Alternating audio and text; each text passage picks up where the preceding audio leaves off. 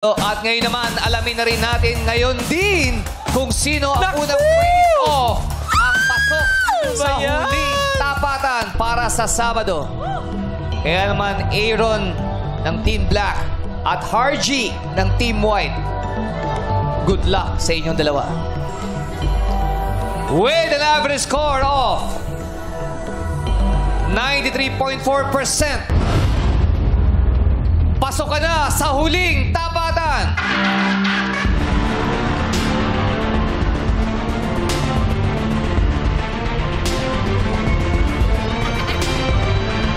Harji Ganza ng Canlupa Integrated School.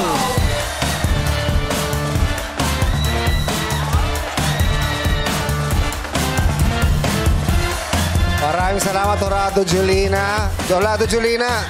Sabi mo kanina, sabi mo may habol kang knock-knock. Oh, yes, meron yan. Kay Aaron. Oh, sige, yan. Aaron ko ba kung bakit? Uy, maganda yun. Thank you, Dorado Julina. Thank you! Aaron ko ba? Salamat at Harji, maaari mo nang samahan ng iba pang grand finalists. Congratulations! At maraming salamat naman sa pagbahagi ng iyong talento, Aaron. Makakatanggap ka pa rin ng 15,000 pesos. Thank you so much. Meron ka bang gustong mensahe sa lahat ng mga sumusuporta sa'yo?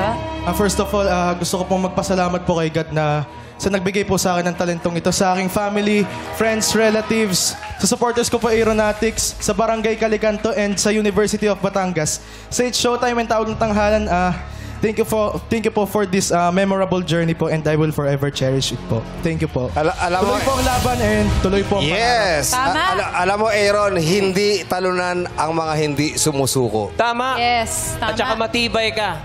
Gawa ka sa bakal. Ikaw si Aaron Ma. Yes. Yes, at muli maraming salamat, Aaron. Huwag mong bibitawan ang iyong pangarap. We wish you all the best. So much. Maraming salamat. At narito naman po ang score sa naganap na unang face-off. Wow! Okay, Napawaw ako. Well, 93.4 and 90.2%. Kaya congratulations sa iyo, Harji.